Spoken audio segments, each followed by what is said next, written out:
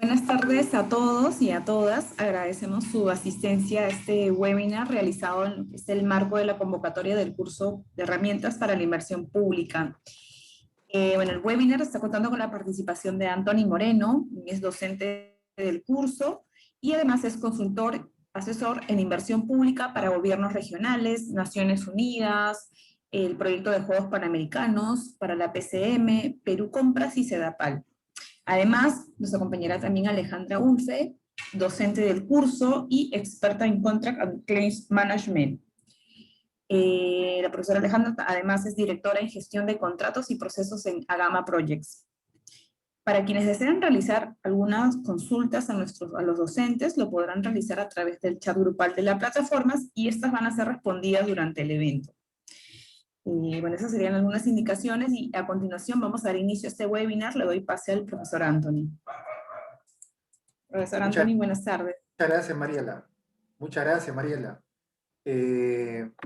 Gracias también a ustedes que están ahí presentes. Gracias, Alejandra, por también acompañarme. Tanto Alejandra como yo vamos a dar una pequeña charla y en lo posible vamos a dialogar con ustedes acerca de las dudas que pueden tener de estos temas. Y quisiéramos comenzar con lo siguiente, ¿no? Estamos convencidos que la reactivación económica necesaria como nunca se va a tener que dar por varios caminos. Uno de ellos, la ejecución de proyectos de inversión pública. Y en eso tenemos que reconocer que no somos tan eficientes, ¿no? De los 40.000 millones de soles que tenemos todos los años y con suerte ejecutamos el 1%, más o menos. Casi todas las inversiones quedan paralizadas o en litigio, y eso lo sabemos. Y eso no es un tema de modelo económico, no es un tema ni siquiera político, ¿no? Hay muchos temas. Por supuesto que también hay temas de corrupción, pero sobre todo hay temas de ineficiencia, ¿no? Y de legalidad litigiosa. Como es un webinar, quisiéramos enfocarnos en eso, ¿no? Con Alejandra vamos a enfocarnos básicamente en por qué esta altísima tasa de litigiosidad en las obras públicas, ¿no? Es bien conocido el informe de obras paralizadas de la Contraloría, que hizo hace un par de años, y constantemente está mencionada en un montón de bibliografía, ¿no? Si nos damos cuenta, en este informe de la Contraloría se van a percatar de algo muy sencillo, que las grandes causas, si se dan cuenta acá, ¿no? Son temas básicamente legales. La primera causa de paralización de obras, que no se concluyen las obras, ¿no? Es básicamente deficiencias técnicas, hablamos de expedientes técnicos. Pero decir que tenemos malos expedientes técnicos a estas alturas ya resulta bastante ocioso. Todo el mundo lo repite, todo el mundo lo dice. Yo tengo 20 años en inversión pública desde el SNIP y siempre la misma muletilla, ¿no? ¿Por qué malos expedientes técnicos? En realidad lo que queremos hacer es ir más allá de simplemente repetir que tenemos malos expedientes técnicos. ¿Por qué tenemos malos expedientes técnicos? ¿Por qué es difícil, teniendo en cuenta lo que actualmente hacemos, mejorar la calidad de los expedientes técnicos? ¿Es un tema solamente de profesionalismo? Creemos que no. Hay todo un tema sistémico, que es lo que vamos a mencionar. Pero finalmente el tema de expedientes técnicos, del diseño, repercute en temas legales. Por eso que la Contraloría lo pone en primer lugar como un tema legal. Al costadito dice incumplimiento contractual. Así que si bien el diseño es un tema originalmente técnico, termina siendo un tema legal, alta litigiosidad. Y eso básicamente es el 40% de las paralizaciones. Lo mismo pasa con el segundo punto, arbitraje, netamente legal, otro 30%. Es decir, el 70% de la inversión pública, de la poca inversión pública que se ejecuta, ¿no? Se paraliza. O sea, encima de ineficientes, nos damos el lujo de paralizar. Según este reporte, tenemos más o menos 867 horas paralizadas al 2019. Considerando que la Contraloría no es, en fin, es formal, por supuesto que sí, pero no es exacta, porque tiene mucho, hace uso básicamente del Infobras, que hay mucho subregistro, entonces podemos decir que ya estamos hablando de 1.000 o 1.500 horas paralizadas. En estos momentos. En el siguiente gobierno, de acá un mes, va a comenzar a hacerse definitivamente una especie de shock de inversiones o como se llame. Todos los gobiernos en situaciones similares lo han hecho. Presupuesto van a tener. A pesar de la pandemia, hay presupuesto. A pesar de la pandemia, tenemos 40.000 millones de soles para inversión. Pero sin embargo, es muy fácil darse cuenta que eso, si no se hace algo diferente, va a quedar paralizado, estancado. Evidentemente, gran parte también se la va a llevar la corrupción, lamentablemente. ¿Qué hacer? Desde el punto de vista técnico, con Alejandra queremos proponerle lo siguiente. Y no ir muy lejos. Ya hemos demostrado como país que hemos podido avanzar técnicamente en aspectos, en buenas prácticas internacional y nacionalmente validadas. ¿Cuáles son estas prácticas? En primer lugar, la PMO, ¿no? Es decir, un grupo de personas que están permanentemente ligadas, atentas a resolver los cuellos de botella, bajo ciertos protocolos. Desde hace ya 10 años, en el MEF impulsamos una especie de proto-PMO a través de comités de seguimiento, que básicamente es una especie de PMO básica. Pero eso fue hace 10 años. Que el MEF siga insistiendo con los comités es algo que por supuesto nos halaga porque fuimos lo que hemos creado los comités, pero sin embargo a estas alturas ya hablar de comités suena muy desfasado. Podemos, debemos seguir avanzando en tema de gestión de inversiones y establecer PMOs. Pero una PMO hay que tener mucho cuidado porque tampoco se trata de crear más burocracia. Hay prácticas, hay herramientas de gestionar cuellos de botella, de gestionar problemas, ¿no? En la práctica internacional no se habla de cuellos de botella, problemas, se habla de riesgos, gestionar riesgos, pero tiene que haber una institucionalidad. Estamos muy acostumbrados, los que estamos en inversión pública, en obra pública, escuchamos constantemente perfiles, roles como unidad ejecutora de inversiones, unidad formuladora, supervisor de obra, estudios, jefe de obras, residente de obras. Son perfiles válidos hasta cierto punto, existentes, pero no hablamos de gestores. Y ese es el punto. Las prácticas internacionales más exitosas te dicen que además de todos los demás roles se necesita gerentes de proyectos. No por el cargo, sino por lo que van a hacer.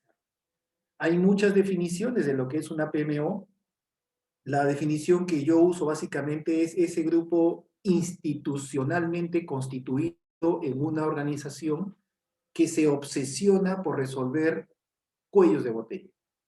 Evidentemente, antes tengo que identificarlos y luego crear el sentido de urgencia permanentemente con determinados protocolos. Tenemos problemas por todos lados, no solamente legales. Tenemos legales, tenemos de terreno, de licencia, autorizaciones, procesos, ¿no? Toda la cadena de gasto, desde el devengado, el compromiso, todo el tema del invierte-P, la formatería, etc. Entonces, requerimos, y eso hay que entenderlo, requerimos, ¿no?, de una estructura que nos permita no perdernos en todos estos detalles y nos dé justamente la luz al final del túnel. ¿Las PMO son la solución a todo? No. Es más, ni siquiera estamos en condiciones de tener PMOs 100%. Por eso que en el Estado peruano lo que estamos haciendo es, además de la PMO, una asistencia técnica para que justamente se fortalezcan estas PMO.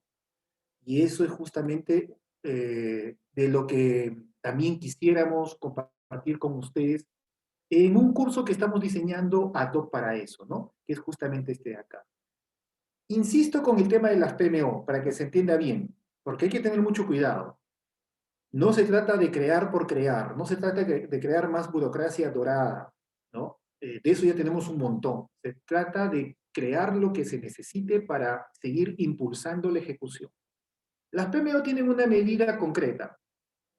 Las PMO, en el Perú por lo menos, porque hay que contextualizar siempre, las PMO en el Perú en inversión pública, su medida de éxito concreta es la ejecución oportuna de los proyectos.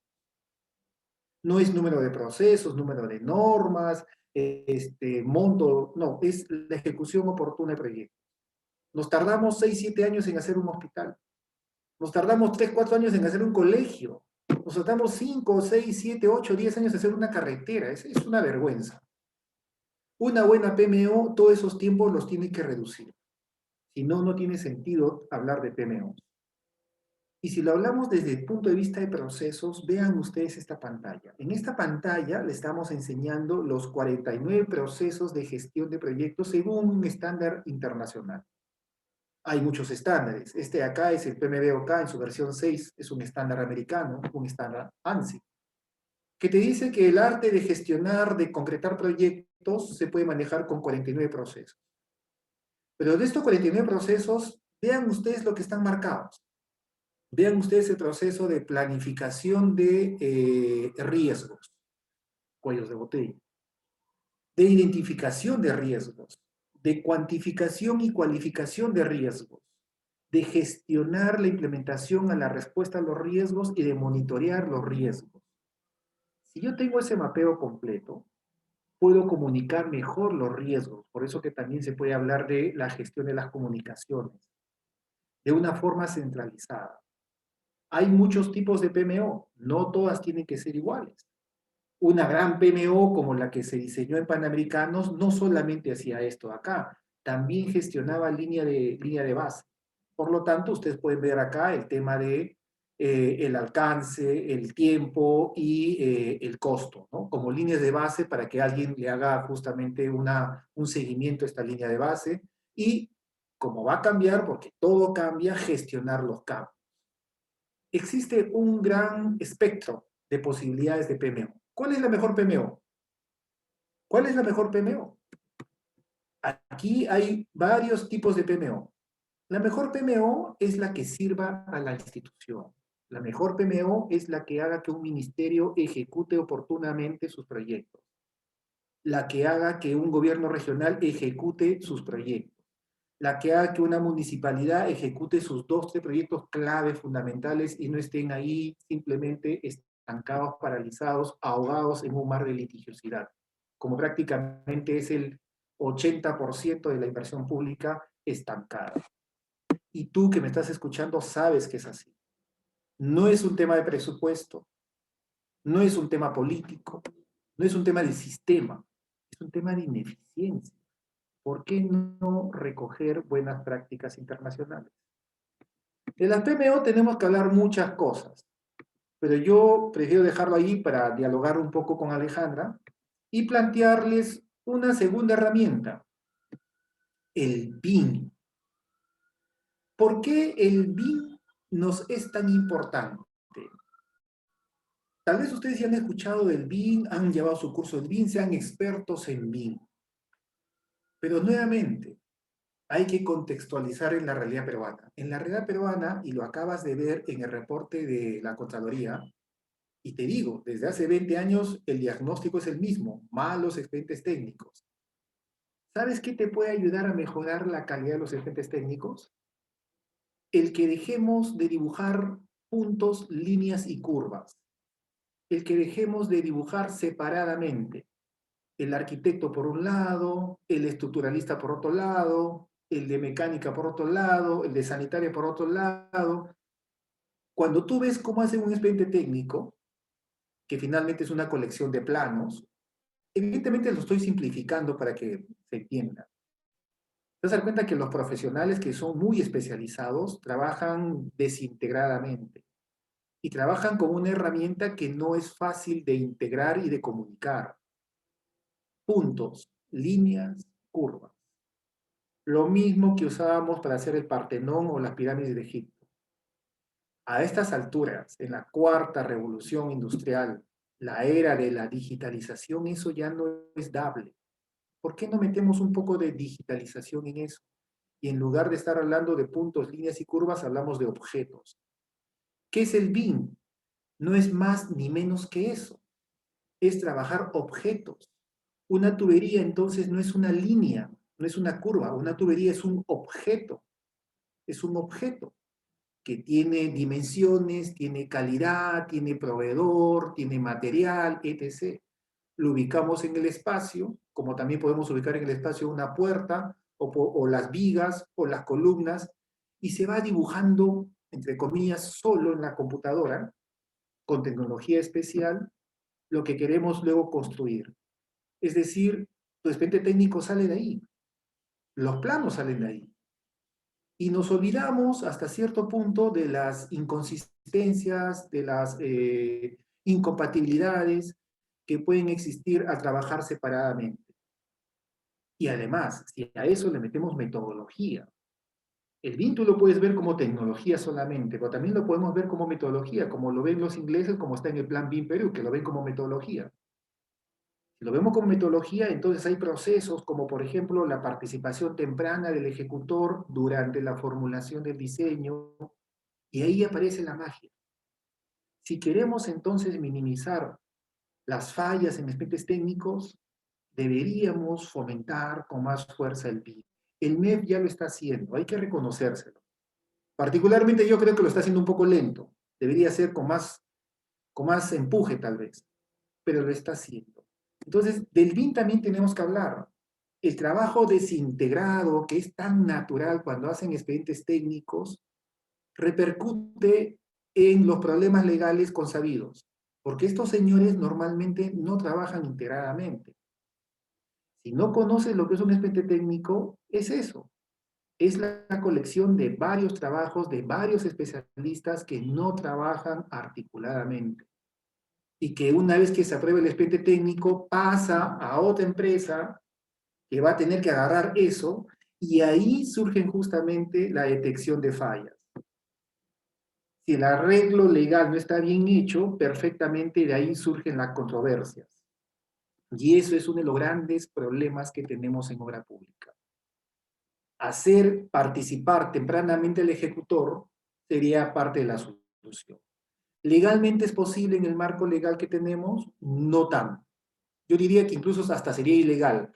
Pero estamos intentando cambiar la norma de contrataciones para que nos permita hacer este tipo de cosas. La digitalización es una realidad en muchos sectores, pero pareciera ser que en el sector de la construcción, no. De hecho, el informe McKinsey lo dice por todos lados, ¿no? Sectores como telecomunicaciones, petróleo, química, minería, hasta agricultura, están más o menos digitalizados, algunos más que otros. El sector que menos digitalización tiene es justamente la construcción. Eso está cambiando poco a poco. Y eso es el BIM. Tenemos que meternos al BIM. Y en este curso también vamos a hablar de los fundamentos, de la parte teórica y la parte práctica. Es un curso corto. No es que vamos a explicar todo el modelamiento BIM, pero por lo menos los fundamentos, el marco legal y los conceptos claros que te van a ayudar a entender de lo que estamos hablando, ¿no? BIM hay muchas definiciones, todas más o menos dicen lo que yo te acabo de decir, y el BIM va a permitir hacer ese sueño realidad que es tener una obra construible, sostenible, manejable, operable en el tiempo. No es lo único, pero es una condición, me parece necesaria, una condición sine qua non, si quieres llamarle así. ¿Necesita una legalidad? Por supuesto que sí. De eso también podemos seguir hablando en el curso o con las preguntas que tú desarrolles, ¿no? El BIM no es un software, como muchos creen. Hay muchos cursos BIM donde básicamente es estudiar el Revit, el Navisworks, el Tecla, el ArchiCAD. Son softwares y son necesarios, pero el BIM es mucho más que eso. Pensar que el BIM es solamente un software es como pensar que es la actualización del CAD. En el CAD uno dibuja puntos, líneas y curvas. O sea, hace lo mismo que hacía hace 5.000 años solamente que en computadora. No, con el BIM tú no dibujas, con el BIM tú construyes. Estamos hablando de objetos, ¿no? Es totalmente diferente. Entonces no hablamos de una evolución, sino de una revolución, de una transformación de hacer las cosas. Esos conceptos los tienes que manejar muy bien. Hay mucha gente que maneja Revit, pero no entiende lo que es BIM y no entiende cuál es la posición del BIM en toda esta reactivación económica de la inversión pública. Y eso es lo que queremos justamente transmitir en este webinar, y si nos acompañas en el curso también. ¿Ok? Sin embargo, Esto requiere cierta legalidad. Y esa legalidad es justamente el enfoque colaborativo formal. Llámese contratos colaborativos o contratos relacionales o estandarizados, que van a implicar mejoras sustanciales al marco legal actual. Eso también es muy importante que lo tengas en cuenta. Y eso también se usó en Panamericano. Para eso, nada mejor que un especialista, de las mejores especialistas que yo conozco en el tema, que es justamente Alejandra Ulfe, que ahora le pediría que participe y complemente todo esto que acabamos de mencionar. Alejandra, por favor. Gracias, Anthony. Muchas gracias por la introducción. Bueno, como tú dices, el tema es bastante amplio. Tenemos poco tiempo en este webinar. La idea es que entiendan qué tan trascendental es ejecutar un proyecto de ingeniería y construcción bajo márgenes, bajo marcos contractuales claros y efectivamente colaborativos, ¿no? Entonces, como dijo Anthony, de hecho, y recalco, es importante la gestión, es importante identificar las lecciones aprendidas de nuestro mercado peruano a nivel de contrataciones, las deficiencias en los expedientes técnicos y ver el resultado sobre el cual nos estamos parados hoy en día, que es realizar una fuerte gestión de riesgos en los contratos, ya sea un contrato colaborativo o un contrato tradicional. Necesitamos tener claro eso. La gestión de riesgos en los contratos, para empezar, tenemos que tener claro que un contrato es una herramienta de gestión, de transferencia de riesgos, ¿no? Entonces, cuyo diseño y redacción de las provisiones contractuales determina la asignación de riesgos a quien se encuentre en mejor posición contractual para mitigarlo. En ese sentido, nosotros estándares de contratos internacionales. Por ejemplo, tenemos bien conocido el FIDIC, donde muchas veces hemos escuchado, bueno, pero no es tan FIDIC porque lo han alterado. Ok, lo que pasa es que al alterarlo se modifica igualmente la asignación de riesgos. A este punto, hablando de contratos colaborativos, tenemos estándares de contratos colaborativos, tanto del Reino Unido como formatos americanos, ¿no?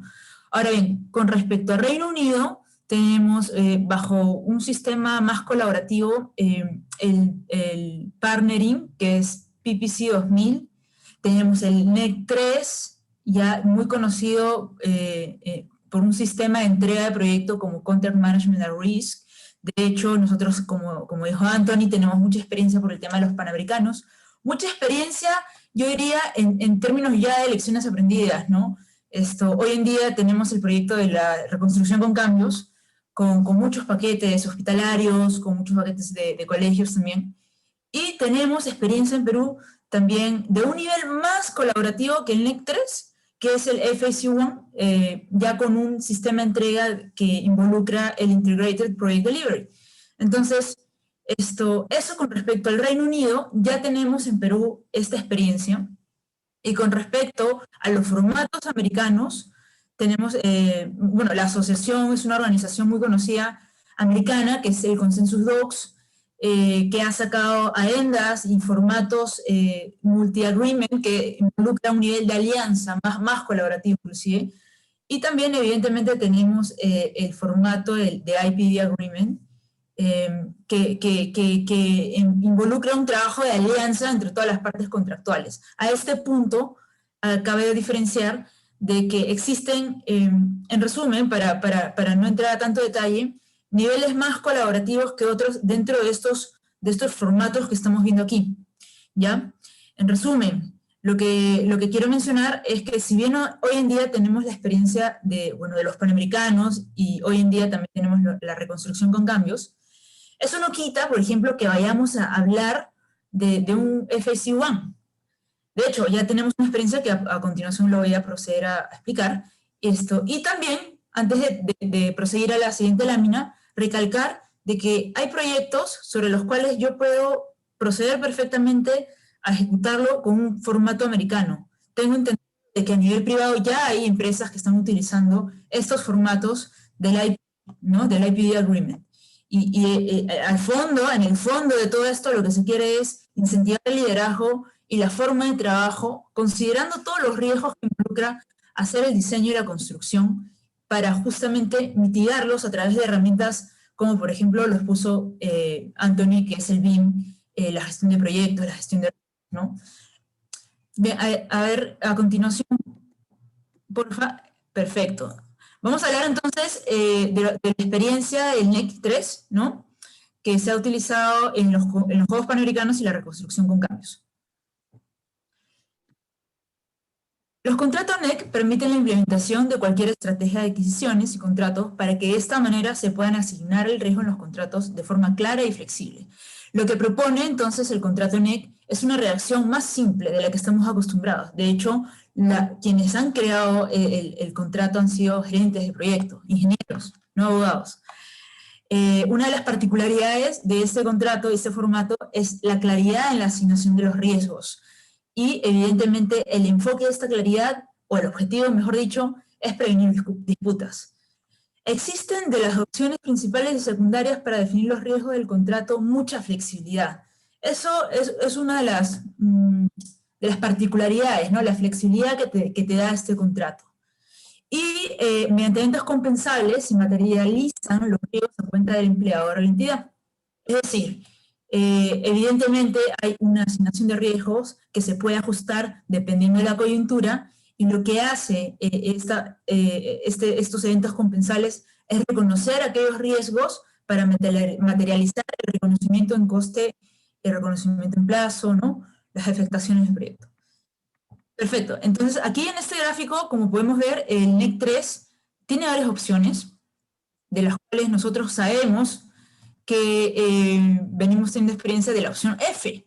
Y la opción F tiene la particularidad de que el contratista se vuelve un gestor. Es el líder del gerenciamiento de los subcontratistas. Entonces, toda la responsabilidad del diseño, toda la responsabilidad del diseño y construcción, ¿no? Si bien él también puede hacerlo directamente, lo puede hacer mediante un gestionamiento a toda su cadena de suministros. Entonces, por eso se vuelve trascendental que esta parte de ese trabajo, la gestión de subcontratos y la gestión en el plan de adquisiciones, toma trascendental importancia, ¿no? Y bueno, tenemos además otras opciones.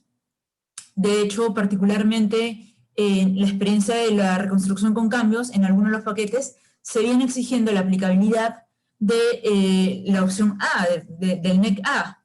Y el NEC A, opción A, lo que te dice es, te traslado al riesgo, subcontratista, hazlo tú a una especie de suma alzada, y por ende el riesgo de una opción F, de todo este riesgo, se ve trasladado en coste y tiempo a los subcontratistas en caso se vaya a elegir una opción A. Evidentemente, el contratista gestor se encuentra obligado contractualmente a responder de las acciones de sus subcontratistas, ¿no? Entonces, siempre con el enfoque colaborativo, ¿no? De advertir los riesgos tanto del contratista como trasladar los riesgos de sus subcontratistas al empleador o al contratante, con la finalidad de hacer colaborativamente la gestión de riesgos y tomar acción. Siguiente, por favor. Bien, tenemos aristas dentro de los contratos NEC en riesgos, como se había mencionado, es un elemento y la columna vertebral del NEC, ¿no? Se establecen opciones de pago principal, ciertas opciones secundarias, que son las X. Igualmente, el riesgo se materializa, como lo había mencionado antes, a través de eventos compensables. Igualmente existen un listado de eventos compensables, sobre lo cual significa un reconocimiento del riesgo, ¿no? Se va a reconocer el impacto si es que está listado en estos eventos compensables, ¿no?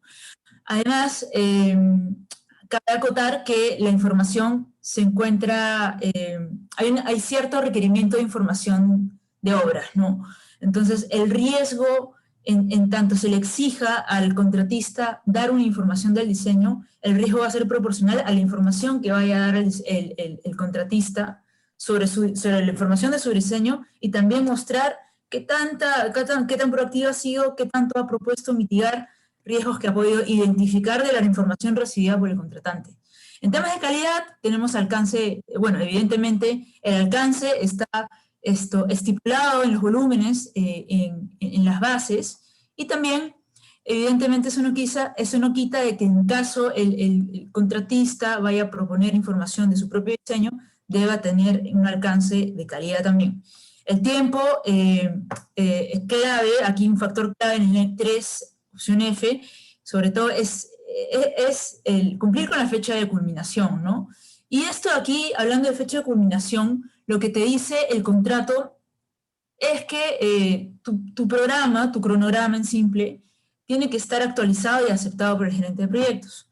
Pero este programa y este cronograma tiene que exponer un nivel de desglose donde se pueda evidenciar los riesgos identificados y ver cómo yo, qué acciones voy a tomar de esos riesgos identificados en mi programa aceptado. Y los costes, bueno, respecto a la opción F, los costes se basan en un sistema de reembolsables más un fee respecto al coste de sus subcontratistas, ¿no? El coste de base del contrato respaldado por la proyección del costo determinado más la tarifa. Es decir, todo este coste que yo incurro son costes determinados, reconocidos. Y por el otro lado, el contrato también habla de costes desestimados, que son aquellos costes que van a ir por cuenta del contratista y no van a ser reconocidos por las causales que se estipula en el contrato NEC 3, ¿no? Opción F. Siguiente, por favor. Bien, aquí, perfecto. Solo a modo de ejemplo, tenemos aquí un formato, un poco antes, por favor, Anthony. Gracias. Antes. Sí. Una antes. O si no se puede, de repente es un problema del formato, pero yo lo digo, no hay problema. Hay un formato que propone la misma experiencia de especialistas de UK, de UK, o sea, de británicos, expertos británicos, en este formato de gestión de riesgos, donde se clasifica, por ejemplo, se pone el nombre de la alerta temprana. La alerta temprana va a alimentar al registro de riesgos. Se propone también la acción, se propone el responsable de la acción, la mitigación, se propone también los efectos en costo y tiempo, identificarlos, igualmente, ¿quién va a estar encargado de gestionarlos en el plazo, ¿no? Es una práctica que se ha venido proponiendo por parte de la experiencia británica de estos especialistas.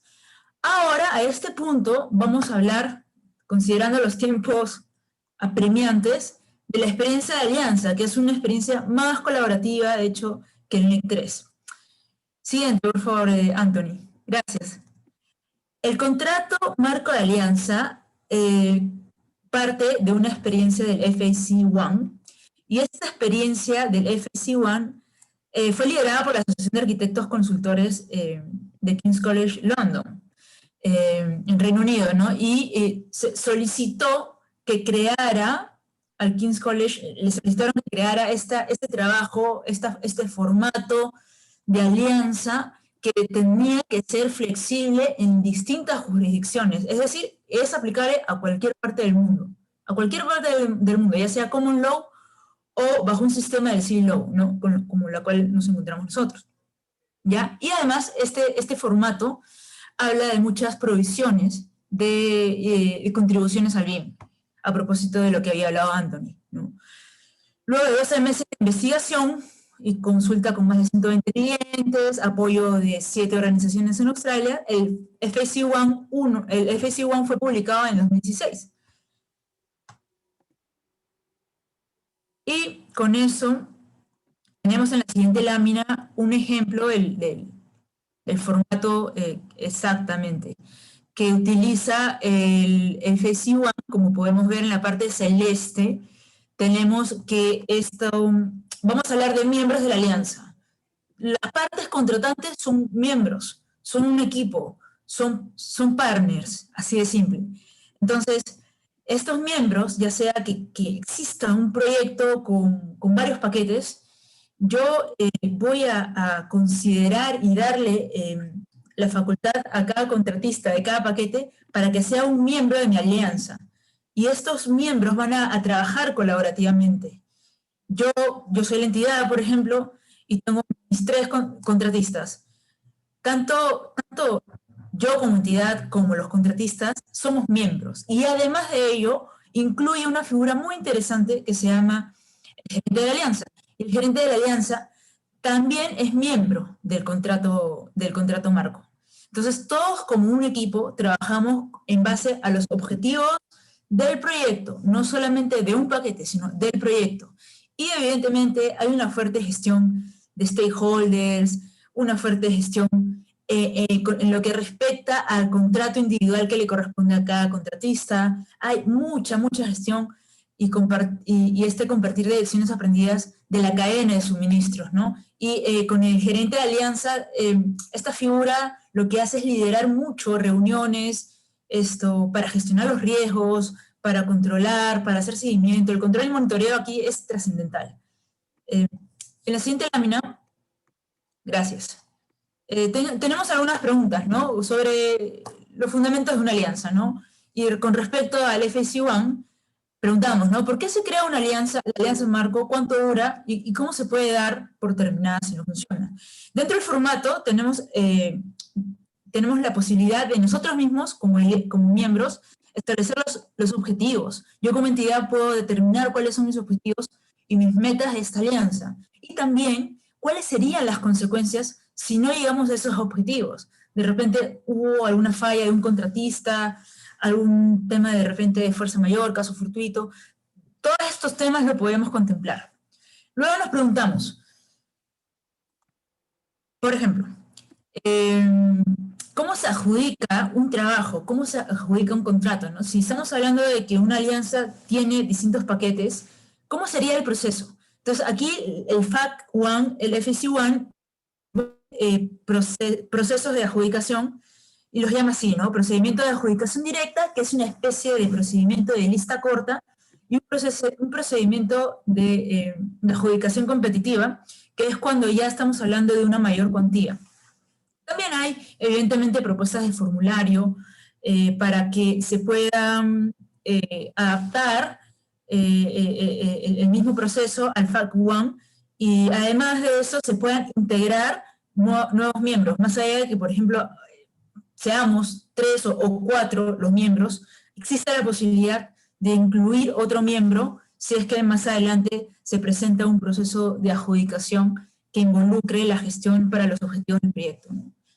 Otra pregunta, ¿cómo trabajarán los miembros para mejorar el valor? Esa es de hecho, una pregunta muy trascendental a propósito del FSU1, porque lo que se quiere aquí con el FSU1 es generar valor, ¿no? A través, por ejemplo, de las actividades de la alianza, a través del registro de riesgos, que como les digo es muy proactivo, a través de un programa de trabajo que es liderado por el gerente de alianza y que es controlado para ver qué tanto se está cumpliendo, qué tanto está mitigando, y si es que va a haber una reprogramación de la acción a tomar, pues se actualizaría este registro.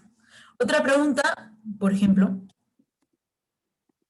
¿cómo se integrará el trabajo de los miembros? Acá, en esta pregunta, la palabra clave es integración, ¿no? Como dijo Anthony, habló del BIM, ¿no? Entonces, el BIM tiene mucho enfoque de gestión también, porque no solamente es utilizar la herramienta, un software, y ya está, estoy haciendo gestión colaborativa, no. El BIM es una herramienta más para que nosotros podamos hacer una gestión colaborativa, ¿no? E integra equipos de trabajo. Y sobre todo eso, ¿no? Hablamos de integración. Evidentemente el gerente de alianza está liderando todo este trabajo colaborativo, de integración, de gestión de equipos, ¿no? Y además se habla también dentro de esta integración que existe el core group o el grupo central. ¿Qué es el core group o el grupo central? Veamos entonces. Siguiente, por favor. Bueno, hablando de las recompensas, también se estipulan incentivos para los miembros de la alianza. Eso es un tema que, acorde a cada contrato, se puede disponer, ¿no? Métricas, etc. El caso real nacional, sobre el cual vamos a exponer la experiencia de cómo se adaptó el FSU1, es la la liberación de interferencias de la línea 2 del metro, ¿no? Esta intervención, bueno, está expuesta, es público, de hecho está colgada en la página web de CEDAPAL. Este es el procedimiento de contratación. Evidentemente consideramos aquí, dentro de los documentos, podemos observar qué tan fuerte es la gestión de riesgos, a tal punto que se decidió colocar dentro de este proceso de selección una calificación que tenga puntaje, tanto para la parte económica como para la parte de gestión de riesgos. Inclusive se le dio mayor puntaje, como podemos observar, a la gestión de riesgos, 60 puntos. ¿Y cómo así?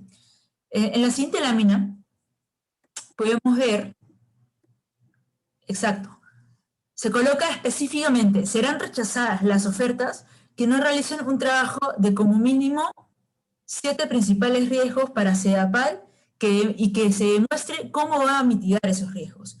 Y como mínimo 7 oportunidades, 7 mejores oportunidades que pueda ofrecer para el beneficio de CEDAPAL. Es decir, aquí hablamos de riesgos. Tengo estos riesgos, pero yo propongo como contratista cómo voy a mitigar, cuáles son las acciones que yo puedo hacer para mitigar esos riesgos de CEDAPAL. Y además las oportunidades como contratista, ver, bueno, pues en qué posición me encuentro yo, y dentro de esta posición contractual en la que me encontraría, yo voy a ofrecer estas oportunidades, ¿no? Eso en el proceso de selección fue clave, ya que constituía muchas veces, bueno, de hecho constituye un elemento clave inclusive para el día a día de la obra, en la gestión de riesgos. Inclusive si no se cumplía con firmar el contrato marco de alianza, era causal de resolución. Así, a ese nivel se exigió, ¿no? Entonces, evidentemente para llevar a cabo esta implementación y esta innovación, nosotros estábamos en este enfoque, ¿no? ¿Qué tengo hoy en día como norma o como limitación? Y evidentemente sale el tema de la ley de contrataciones con el Estado. Hay distintas normativas que salieron entre el 2019 y el 2020 que permitió a CEDAPAL realizar sus propios lineamientos de contratación. Y bajo ese enfoque fueron exceptuados de la aplicación de la ley de contrataciones con el Estado. Entonces, estos lineamientos reemplazaban a la ley de contrataciones y bajo ese sentido los lineamientos se desarrollaron bajo un enfoque colaborativo que incluía sesiones tempranas de trabajo, incluía alertas tempranas, incluye gestión de riesgos, incluye provisiones del BIM, de comunicaciones, etcétera, ¿no? Y bajo ese escenario, entonces, la norma madre se vuelve los lineamientos de contratación. Y en la alianza engloba los contratos de cada paquete, ¿no? En este caso eran 3 paquetes y cada contratista tenía un contrato particular, en este caso EPC, con Fast Track, porque de hecho lo que se tenía que un poco romper barreras era esta idea que tenemos que cuando estamos en contrataciones públicas, diseño y tengo que tener el 100% de mi diseño para luego construir, ¿no? Que por eso les digo que es un nivel más colaborativo que el NEC, ¿no? Porque hablamos de que aquí se ha colocado la posibilidad de hablar de precios unitarios y luego de suma alzada. Y el formato es un formato libre. ¿Puedo haber utilizado en este caso, por ejemplo, un contrato NEC? Sí. ¿Un contrato FIC? También, ¿no? Es libre, es totalmente adaptable y es totalmente compatible. En este caso, se utilizó un formato de EPC privado. Ahora, aquí, ¿cómo aplicar un contrato FAC1 para este proyecto? Bueno, es la forma que leímos. Evidentemente, se tenía que hacer el diagnóstico interno, cómo funciona la organización como tal, para poder, evidentemente, aplicar e implementarlo en la práctica. Entonces, representantes y funcionarios públicos de CEDAPAL participan también como miembros de la alianza.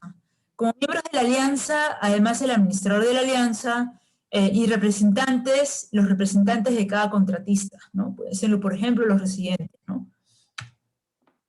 Perfecto.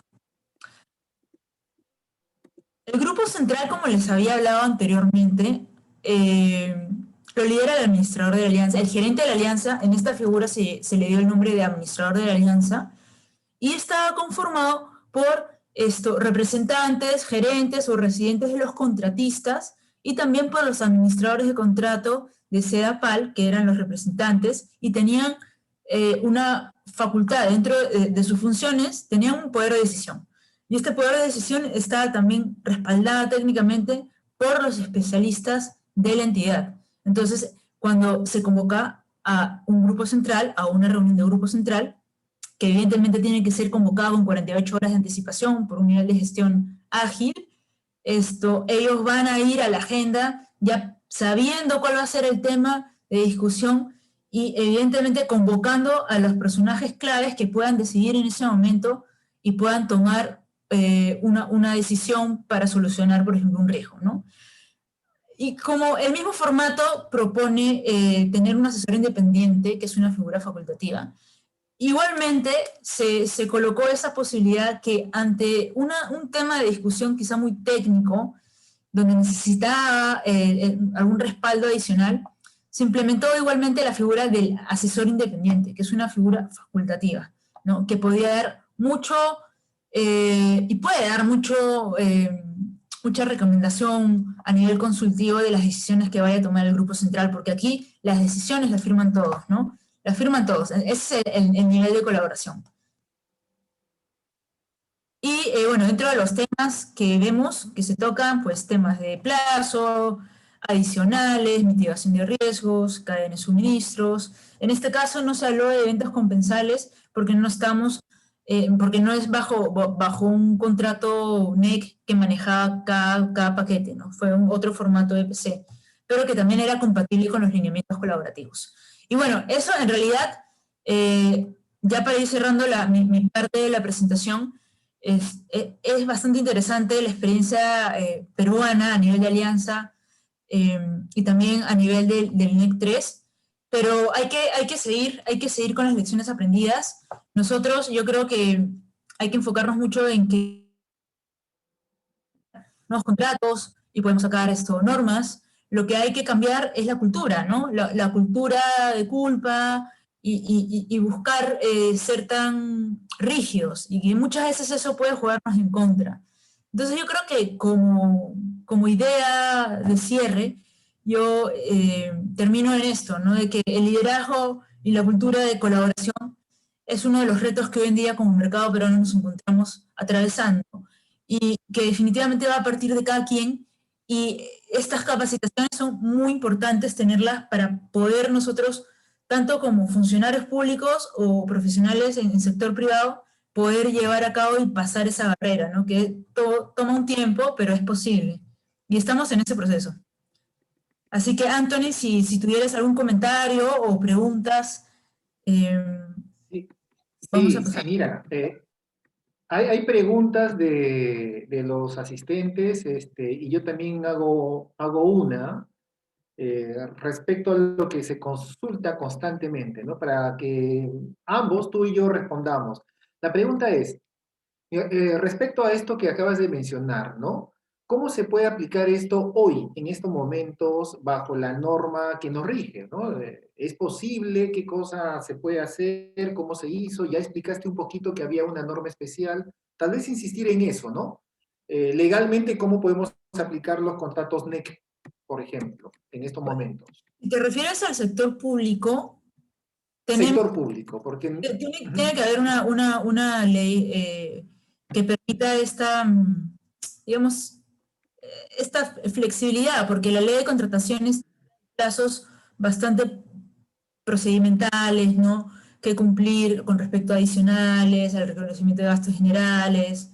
Entonces, como está la ley ahorita, podría definitivamente ser un impedimento. Pero también la ley de contrataciones, como tú sabes, te habla de formatos internacionales.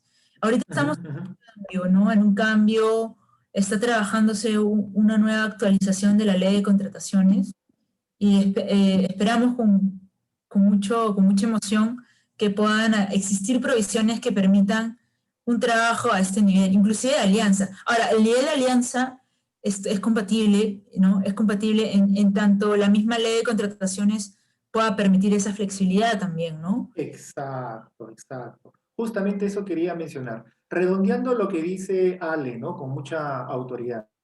A ver, si queremos aplicar un contrato colaborativo, un EFC One, un Consensus Docs, o un Haya, ¿no?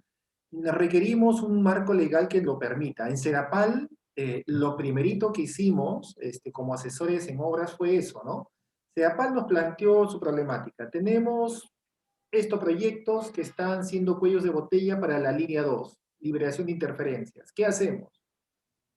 La respuesta fue más o menos sencilla. Después de hacer un análisis de riesgo, mira, si lo hacemos con la norma nacional no va a salir, va a pasar 10 años más y vamos a seguir en lo mismo, más o menos. Entonces, apliquemos un marco legal mucho más colaborativo, integrador y formatos estandarizados.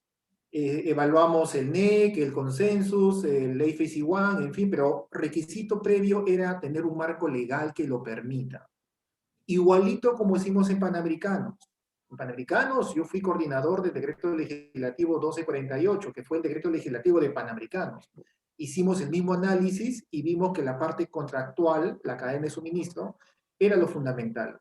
Entonces, en ese caso también hicimos un marco legal ad hoc que nos permitía hacer un convenio con otro estado para que nos preste un marco legal contractual colaborativo. Entonces, necesitamos un marco legal colaborativo. Pero la buena noticia, como dice Ale, es que nuestra ley de contrataciones hay no una, sino hasta dos propuestas de mejora. Tal vez por la coyuntura política no sea la mejor, pero el siguiente gobierno es algo que va a tener que hacer. Modernizar el capítulo de horas, por lo menos, de la ley de contrataciones. Adicionalmente a eso, me gustaría agregar lo siguiente. A diferencia de otros tipos de contratos colaborativos, acá, el AFC One, el que está explicando Ale, es como es una alianza. O sea, en realidad hemos analizado en otras entidades la posibilidad de aplicar en estos momentos un AFC One, ¿no? Porque si se dan cuenta, los contratos originarios pueden ser FIDIC, pueden ser ley de contrataciones, pueden ser contratos privados, pueden ser horas por impuestos, pueden ser cualquier tipo contractual que haya. Lo importante es que sobre todo eso hay una especie de marco, de paraguas, ¿no? Que con algunas cláusulas te permite trabajar de una manera colaborativa. Tal vez no sea 100% potente porque tengamos que resignarnos a algunas cosas como no hacer el fast track, por ejemplo, pero de que se puede hacer una alianza en estos momentos con varios contratos en la norma del OCE, se puede hacer. Habrá que sacar algunas cosas que no son permitidas. El fast track, por ejemplo. Pero lo demás, alianza o los incentivos también, ¿no?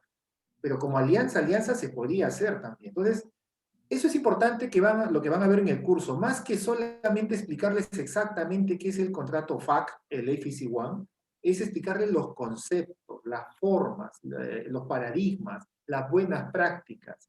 Algunas no se van a poder usar hasta que se modifique el marco legal, pero varias, yo diría muchas buenas prácticas en temas colaborativos, en temas de gestión de procesos, en temas de gestión de proyectos, en tema el mismo BIM, muchas cosas ya se pueden aplicar. Entonces, eso es la claridad que queremos compartir con ustedes, ¿no?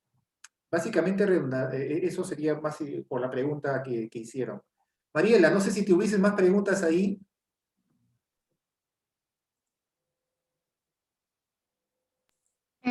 Hasta ahorita son esos 4, profesor, que les he compartido por el chat grupal. Ya, lo leo, sí. La pregunta 1, ¿en qué niveles de gobierno se pueden aplicar este tipo de contratos NEC? Actualmente la normatividad peruana lo permite. Bueno, ya de eso hemos hablado. En realidad, para aplicar tal cual lo ha expuesto Ale, necesitamos un marco legal ad hoc. Sin embargo, la filosofía de empaquetar en una alianza, eso de verdad que todavía se puede, con ciertas limitaciones, a cualquier nivel, ¿no? Lo importante es que se rodeen de gente que sepa, que tenga experiencia en esto. O sea, tampoco es cuestión de ensayar. Estamos hablando de temas legales, finalmente, ¿no? Hay que tener cuidado con eso. Una buena asesoría va a ser importante. La pregunta 2. Uno de los problemas de las inversiones públicas en el Perú es la apropiación de terrenos o la expropiación de terrenos, ¿no? Por parte del gobierno. ¿Qué se puede hacer para solucionar este problema? Bueno, ese es un tema de fondo. Ciertamente hay muchas cosas que hacer. En este webinar podemos mencionar dos de ellas. De hecho, seguir fortaleciendo, seguir mejorando el marco legal que ya se tiene, que es el decreto legislativo 1192. Yo me acuerdo, o sea, antes del 1192, prácticamente éramos simplemente cuestión de prender una velita a un santo y ver cómo hacíamos con el tema de terrenos. Después del 1192, que ya tiene ya 6, 7 años, y se ha ido mejorando cada vez más, ya tenemos un marco legal que bien aplicado de verdad te libera de muchos problemas en tema de terrenos, desde la expropiación, pasando por el saneamiento físico legal de terrenos o simplemente la disponibilidad física, ¿no? De hecho, Serapal es un ejemplo de eso. Sí, pues. Antes del 1192, Serapal, su gran problema eran los terrenos. Después del 1192, todos sus terrenos están saneados, a nombre de Serapal, todos. El único problema de Serapal es que ahora que están saneados, los invaden, ¿no? O sea, la disponibilidad de terrenos, ese ya es otro problema, ¿no? Y como lección aprendida es eso, o sea, tú no puedes pretender sanear terrenos y querer arreglar terrenos si no tienes un equipo mínimo que gestione todo el tema de terrenos. Mínimo un abogado y un civil, que se dediquen exclusivamente a esa labor tan tediosa pero tan importante, ¿no? Pretender que de la noche a la mañana, porque salga una norma, se saneen mis terrenos, es utópico. Tercera pregunta, ¿se puede utilizar los contratos colaborativos NEC sin cambiar las leyes nacionales? Bueno, ya lo hemos respondido. Justamente fue la pregunta que hicimos. Y finalmente, la cuarta pregunta, y esta creo que es básicamente para Ale, ¿no? Los riesgos a nivel de ingeniería y presupuesto en contrataciones con el Estado no se contempla en forma precisa. ¿Es posible de aplicar algún tipo de estos contratos en los niveles de gobierno? O sea, los temas de riesgos, ¿no? Ale, que Volvemos a ese tema, mencionaste. ¿no? Si te das Ujú. cuenta, esa pregunta, la preocupación, Uy, se fue el audio, Ale, un sabemos poquito. que hay muchas deficiencias en los expedientes técnicos. ¿Me escuchas? ¿Ahí? Ahí recién, sí, ahí ¿Me escuchas? recién. Un poco de la señal. Eh, Esta Ujú. pregunta, como le decía, expone también el tema de de la ingeniería o el expediente técnico deficiente que se tiene en el sector público, ¿no? Y que evidentemente la gestión de riesgos en general no solo no solo es, tú bien sabes, desde que se firma el contrato, hay que hacer, inclusive desde que yo tengo la idea de mi proyecto y elijo el sistema de entrega de mi proyecto, yo ya voy a escoger cuál va a ser el sistema de asignación de riesgos del proyecto, ¿no? Evidentemente el tema presupuestal, el tema del desarrollo de la ingeniería, son puntos claves, ¿no?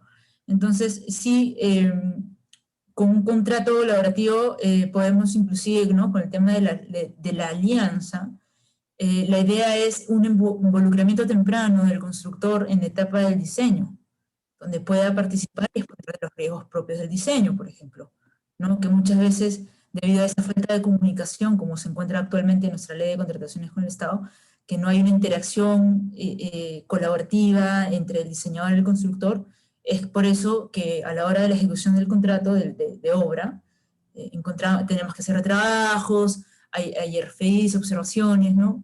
Entonces, sí, como dije, un contrato es una herramienta para gestionar riesgos, para transferencia de riesgos. Es una herramienta de gestión. Entonces, es importante su definición y va a ayudar a la gestión de riesgos, tanto a nivel presupuestal como del diseño, ¿no? Y yo concluiría diciendo también o bueno, insistiendo en eso último que dijo Ale, ¿no? Eh, es una herramienta de gestión. Actualmente, las bases del OCE que incluyen un modelo contractual, eh, no sé, ustedes que han visto los contratos, pregunto a los ingenieros que están aquí presentes, ¿no? O los no ingenieros, a ver si entienden ese contrato. Una herramienta de gestión, un contrato es una herramienta de gestión. El jefe de proyectos, el supervisor, el residente, ¿no? El coordinador tiene que entenderlo. Y para eso, para comenzar, el lenguaje debe ser sencillo, simple, ¿no? Entonces, los contratos deben, ese también es un cambio de paradigma que esperamos en la nueva norma de contrataciones, ¿no? El contrato tiene que ser herramienta de gestión y por lo tanto, más que un instrumento de litigio legal, tiene que ayudar al mismo gestor de proyectos en gestionar los problemas que pueden surgir en la ejecución contractual, ¿no? Y finalmente, tal vez, ya que no hay más preguntas, una modificación que también estamos proponiendo desde hace buen tiempo y en los marcos legales propuestos para cambiar la ley de contrataciones se está tomando en cuenta es esto, ¿no? Que ya Ale lo ha mencionado varias veces y tiene que ver con la última pregunta. ¿Cómo reduzco riesgos? Algo tan sencillo como que participen integradamente las personas claves en el diseño. El diseño no puede ser desarrollado de forma desintegrada para comenzar. Y en segundo lugar, tiene que haber un actor fundamental en el mismo diseño. No diseñando, pero sí como una especie de asesor, de cuestionador, de observador, ¿no? Con voz y voto. ¿Quién? El ejecutor. El ejecutor. El proyectista, por definición, modela y posiblemente modele muy bien, pero no está en el día a día. No conoce el día a día del terreno, no conoce el día a día de la ejecución. Quien conoce el día a día de la ejecución es quien ejecuta, y quien ejecuta debería participar incluso desde la parte de diseño. Y en algunos sitios incluso se va más allá. Si vemos el ISO del BIM, te dice que el que opera y mantiene debería participar también en el diseño. Por supuesto que sí. A eso llamamos la intervención temprana del ejecutor o la intervención temprana de los actores claves. Resolver problemas en diseño siempre van a ser mucho más, menos engorroso y menos costoso que resolverlos en plena ejecución, ¿no? Donde ya el tema legal se torna inmanejable y todo cae en lo que siempre decimos, un mar de litigiosidad. ¿Queremos eso para la reactivación económica? No. Y tenemos que ir cambiando. Como academia, como católica, como universidad, como escuela de gobierno, estamos tomando esta decisión justamente de este curso, de comenzar a fomentar fuertemente estas buenas prácticas. Algunas de ellas ya se pueden aplicar, algunas de ellas están en ciernes.